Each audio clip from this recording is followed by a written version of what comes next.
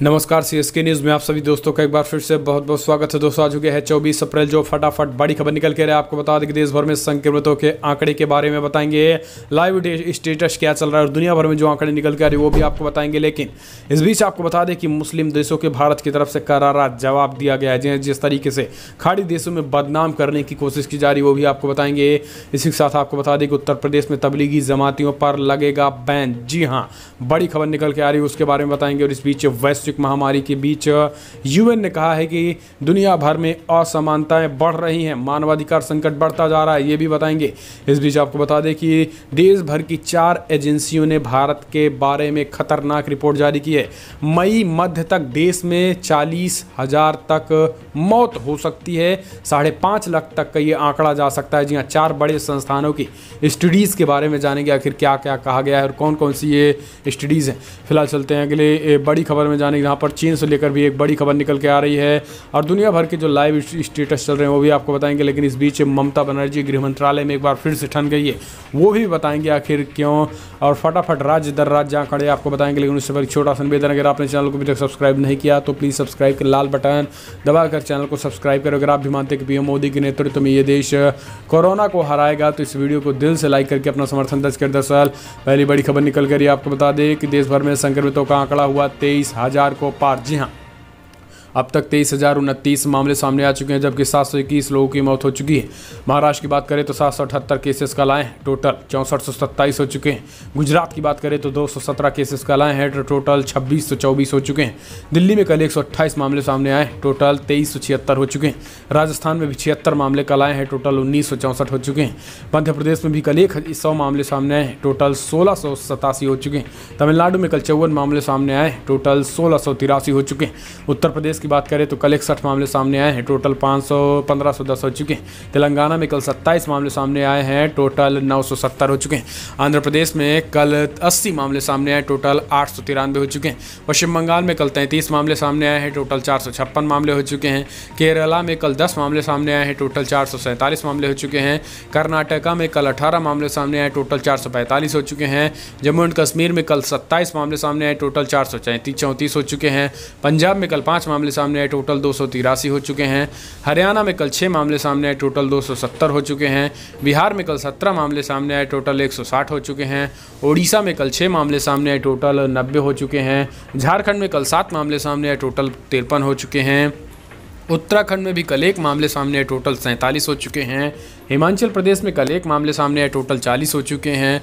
असम में कल 1 मामले सामने आए, टोटल 36 हो चुके हैं। छत्तीसगढ़ में 36 मामले ही हैं, चंडीगढ़ में भी 27, जबकि अंडमान निकोबार में भी कल 4 मामले सामने आए, टोटल 22 मामले हो चुके हैं। फिलहाल चलते हैं अगली बड़ी खबर। आपको बता दें कि OIC की आलोचना के बाद भारत ने दिया करारा जवाब, कहा भारत और अरब रिश्ते बिगाड़ने की साजिश मत करो। जी हाँ, इस्लामी सहयोग संगठन यानी OIC की तरफ से भारत की आलोचना करने पर केंद्र सरकार ने इसे खेदजनक बताया है।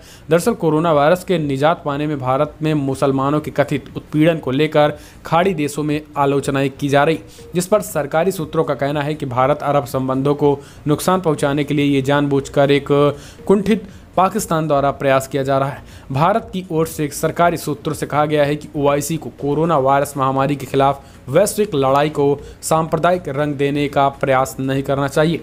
OIC का बयान तथ्यात्मक रूप से गलत है, जिसने भारत में मुसलमानों के उत्पीड़न के आरोप लगाए हैं।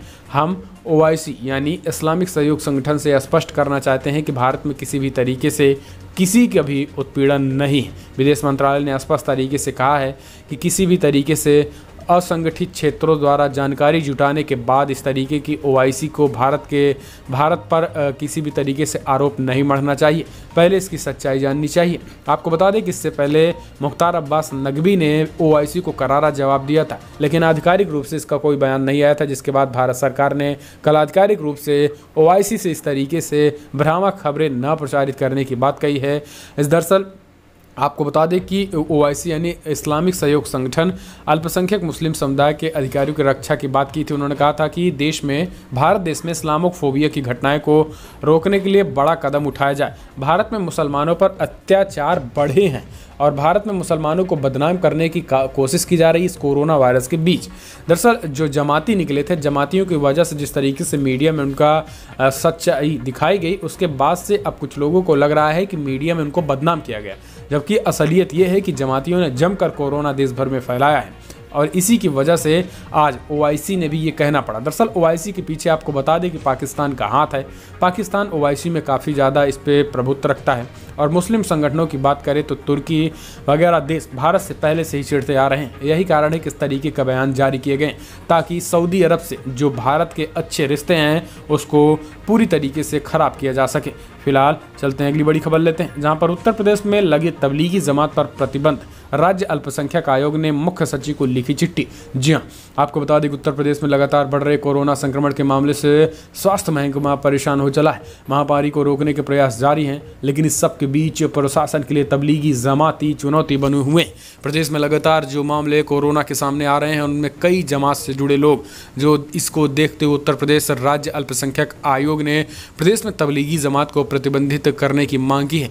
इसके लिए आयोग के सदस्यों ने मुख्य सचिव राजेंद्र कुमार तिवारी को चिट्ठी लिखकर इसे बैन करने की भी मांग की है और इसके माना जा रहा है कि राज्य अल्पसंख्यक आयोग ने जिस तरीके से इसकी मांग की है, ऐसे में योगी सरकार पहले से भी इसको बैन करने की सोच रही है। फिलहाल आप कमेंट के माध्यम से अपनी राय देना ना भूलें। क्या आपको लग रहा है कि यूपी में इसको बैन करना चाहिए या फिर नहीं, या फिर देश भर में जमातियों को बैन करना चाहिए या फिर नहीं? कमेंट के माध्यम से अपनी राय देना ना भूलें। फिलहाल चलते हैं अगली बड़ी खबर। वैश्विक महामारी तेजी से मानवाधिकार संकट बनती जा रही है। संयुक्त राष्ट्र, जी हाँ, दरअसल आपको बता दें कि संयुक्त राष्ट्र के महासचिव एंटोनियो गुतेरेस ने बृहस्पतिवार को कहा है कि वैश्विक महामारी कोरोना वायरस के एक मानव संकट में तेजी के साथ मानवाधिकारों के लिए भी संकट बनती जा रही है। दरअसल संयुक्त राष्ट्र ने वीडियो संदेश में कहा है कि कोविड-19 संकट से निपटने में जन सेवाओं की आपूर्ति में भेदभाव किया जा रहा है और कुछ संरचनात्मक असमानताएं देखी जा रही। दरअसल आपको बता दें कि जो काफ़ी गरीब देश हैं, खास करके कांगो, नाइजीरिया, अफ्रीकी देशों में एक असमानता ये देखने को मिल रही है कि वहाँ पर खाने पीने को लेकर जिस तरीके से भेदभाव किया जा रहा है वो पाकिस्तान में भी देखने को मिला है। पाकिस्तान में भी खास करके अल्पसंख्यकों को वहाँ पर खाने नहीं दिए जा रहे हैं। राशन की बात करें तो केवल मुसलमानों को दिए जा रहे हैं। इन सब को देखते हुए यूएन ने ये कड़ी टिप्पणी की है। फिलहाल चलते हैं अगली बड़ी खबर। आपको बता दें कि मई मध्य तक देश में कोरोना से हो सकती है 38,000 से ज़्यादा मौतें, 5.5 लाख तक के भी मरीज हो सकते हैं। जी हाँ, आपको बता दें कि भारत में कोरोना वायरस के मामले तेजी से बढ़ रहे हैं। इस बीच 4 संस्थाओं ने अपनी रिपोर्ट दी है। रिसर्च में Jawaharlal Nehru centre for advance research, Indian Institute of Science Bengaluru, IIT Bombay और arms forces medical college Pune शामिल है। ये 4 इंस्टीट्यूट ने एक रिसर्च की है। इस रिसर्च के मुताबिक भारत में कोरोना को लेकर काफ़ी ज़्यादा खतरनाक साइन दिए गए। दरअसल आपको बता दें कि 4 हफ्तों के अनुसार लॉकडाउन 3 मई को खुलेगा और 4 हफ्तों का मतलब है कि अब 4 हफ्ते अभी से शुरू हो रहा है। जी हाँ, आज से शुरू हो रहा है ये 4 हफ्ता और 20 मई तक ये आंकड़ा 38,000 को क्रॉस कर जाएगा मृतकों की संख्या, जबकि 5.5 लाख संक्रमित होंगे। अगर हम 30 अप्रैल तक बात करें तो देश भर में 1,000 आंकड़ा पहुंचेगा मौत का, जो कि वर्तमान में अभी 750 है। ये डेटा 30 अप्रैल तक लगभग 1,000 पहुंचेगा, जबकि 3 से 4 मई तक ये डायरेक्ट 3,000 को क्रॉस कर जाएगा, जबकि 12 मई तक ये आंकड़ा 10,000 को पार करेगा, जबकि 19 से 25 मार्च के बीच ये आंकड़ा 40,000 को पार कर जाएगा। ये इसमें दावा किया गया है। दरअसल ये दावा इसलिए भी थोड़ा इस पे संदेह नहीं हो सकता है क्योंकि इटली और न्यूयॉर्क के लिए जो इन्होंने प्रेडिक्शन किए थे वो भविष्यवाणी सच साबित हुई है। हालांकि भारत में लॉकडाउन होने की वजह से इस पर कुछ कहा नहीं जा सकता है, लेकिन संस्थाओं का कहना है कि जो आंकड़ा निकला है, अगर लॉकडाउन 3 मई के बाद बढ़ाया जाता है तो पर भी इसमें कोई बहुत बड़े बदलाव नहीं होंगे। फिलहाल चलते हैं अगली बड़ी खबर। ममता बनर्जी और गृह मंत्रालय में एक बार फिर से ठनी। कोविड-19 के बीच केंद्रीय टीम को दीदी ने पश्चिम बंगाल में नहीं दिया सहयोग। जी हाँ, गृह मंत्रालय ने ममता बनर्जी की पश्चिम बंगाल सरकार पर आरोप लगाया है। राज्य में कोविड-19 की स्थिति के आकलन के लिए पहुंचे केंद्रीय दल के साथ सहयोग नहीं कर रही है। गृह मंत्रालय ने यह भी कहा है कि पश्चिम बंगाल में केंद्रीय दल के काम में बाधा डालना, लॉकडाउन करने में बाधा डालने के बराबर है। गृह मंत्रालय ने यह भी कहा है कि राज्य सरकार कोलकाता और जलपाईगुड़ी का दौरा करने वाले केंद्रीय दलों को न तो राज्य और न ही स्थानीय प्रशासन का सहयोग मिल रहा है, जिसके बाद केंद्रीय दलों ने क्षेत्रों का दौरा करने से रोक दिया है। प्रवक्ता ने बताया है कि केंद्रीय दलों की स्थिति का आकलन करने के लिए अनुमति नहीं दी जा रही है। इस बीच आपको बता दें कि गृह मंत्री से ठनी है, लेकिन इस बीच प्रशांत किशोर को पश्चिम बंगाल ने ममता बनर्जी ने पश्चिम बंगाल में बुलाया है, जिसके बाद वो आनंद फानन कार्गो हेलीकॉप्टर पर बैठकर पश्चिम बंगाल कोलकाता की रवाना हो गए और वहां पर पहुंचे हैं, जिसके बाद अब इस कोरोना से निपटने के लिए उनकी रणनीति मानी जा रही है। फिलहाल चलते हैं अगली बड़ी खबर। अगर कोरोना काल में हुआ देश में चुनाव तो दक्षिण कोरिया की प्रक्रिया को हो सकता है लागू, चुनाव आयोग का बड़ा ऐलान। जी हाँ, दरअसल आपको बता दें कि कोरोना वायरस के प्रकोप के बीच दक्षिण कोरिया में हुई बम्पर वोटिंग दुनिया भर के देशों के लिए एक मिसाल बन गई है। ऐसे में इस वोटिंग के दौरान दक्षिण कोरिया की तरफ से प्रक्रियाओं के लिए एक बदलाव को चुनाव आयोग ने नोट किया है। दुनिया के सबसे बड़े लोकतंत्र के चुनाव आयोग ने इन बदलावों पर ध्यान देते हुए कहा है कि इस महामारी के दौरान जहां चुनाव कराने की जरूरत पड़ेगी वहां दक्षिण कोरिया के संसाधनों को सीखते हुए किया जाएगा। दरअसल चुनाव आयोग अशोक लवासा ने कहा कि हमारे लोग चुनाव की दक्षिणी कोरिया की तरफ से किए गए संसाधनों का अध्ययन किया है, जिसके बाद अब अगर माना जा रहा है कि कोरोना वायरस बहुत जल्द खत्म नहीं होगा तो ऑनलाइन चुनाव कराया जाएगा। जो मध्य प्रदेश में बाईपोल्स होने वाले हैं उनमें इसी तरीके के आंकड़े जुटाए जा रहे हैं। फिलहाल चलते हैं अगली बड़ी खबर। राज्यपाल की बात करें तो बिग ब्रेकिंग निकल के आ रही महाराष्ट्र से, जहां पर महाराष्ट्र सरकार में मंत्री जितेंद्र आव्हाड कोरोना पॉजिटिव पहले स्टाफ हुए थे संक्रमण का शिकार। जी हाँ, महाराष्ट्र सरकार में मंत्री जितेंद्र आव्हाड कोरोना पॉजिटिव पाए गए हैं। हाल ही में जितेंद्र आव्हाड के 14 निजी स्टाफ कोरोना पॉजिटिव पाए गए थे।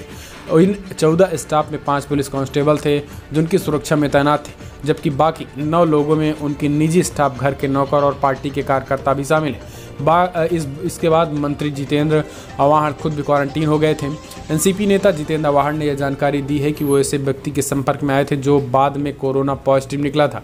इसके बाद उन्होंने क्वारंटाइन जाने में की घोषणा की थी, जिसके बाद अब उनकी जांच के बाद ये बड़ा खुलासा हुआ है। महाराष्ट्र में हड़कंप मच गया है। फिलहाल चलते हैं अगली बड़ी खबर। आपको बता दें कि लॉकडाउन के बीच कोटा में फंसे हरियाणा के छात्र सरकार ने लाने के लिए भेजी 32 बसें। जी हाँ, हरियाणा सरकार ने पहले उत्तर प्रदेश की तर्ज पर अब कोटा में फंसे छात्रों को लाने के लिए हरियाणा सरकार ने 32 बसें भेज दी हैं। फिलहाल चलते हैं अगली बड़ी खबर। आपको बता दें कि राज ठाकरे ने महाराष्ट्र में शराब की दुकानें खोलने की मांग की, कहा राज्य को राजस्व की जरूरत। दरअसल देश में कोरोना संक्रमण के मामले में लगातार तेजी से बढ़ रहे हैं। अब तक ये आंकड़ा 23,000 को पार कर चुका है। महाराष्ट्र की बात करें तो उद्धव ठाकरे को एक पत्र लिखा है राज ठाकरे ने। उन्होंने कहा है कि देश में खास करके शराब की दुकानों को खोला जाए, राजस्व को ध्यान में रखते हुए ये चीज़ें की गई हैं। शराब की दुकानों को शुरू करने का मतलब पीने वालों के बारे में सोचना नहीं, बल्कि राज्य के घटते राजस्व के बारे में भी सोचना है। ये राज्य के राजस्व का मामला है जो पूरे जोरों पर है। फिलहाल चलते हैं अगली बड़ी खबर। आपको बता दें कि आज प्रधानमंत्री नरेंद्र मोदी की वित्त मंत्री के साथ बैठक होने वाली, किसानों और कारोबारियों के लिए हो सकता है बड़ा ऐलान। जी हाँ, फिलहाल चलते हैं अगली बड़ी खबर लेते हैं, जहां पर आपको बता दें कि योगी सरकार का बड़ा फैसला, 20 से ज़्यादा कोरोना मरीज वाले जिलों में तैनात होंगे 2 नोडल अफसर। जी हाँ, यूपी के मुख्यमंत्री योगी आदित्यनाथ ने कोरोना वायरस से संक्रमण को रोकने के लिए बड़ा फैसला लिया है। उन्होंने कहा है कि जिन जिलों में 20 से ज़्यादा कोरोना संक्रमित हैं वहां 2 नोडल अधिकारी तैनात किए जाएंगे। इसके अलावा वरिष्ठ IAS अफसर व नोडल अधिकारी बनाया जाएगा। इसके अलावा IAS अफसर जिले के प्रशासनिक कमियों को दूर करेगा, बेहतर व्यवस्थाएं उपलब्ध कराएगा। तो मेडिकल अफसर पर स्वास्थ्य सेवाओं को सुधारने की जिम्मेदारी होगी। नियुक्त किए गए दोनों ही अफसर जिलाधिकारी व CMO के साथ कोऑर्डिनेटर करेंगे।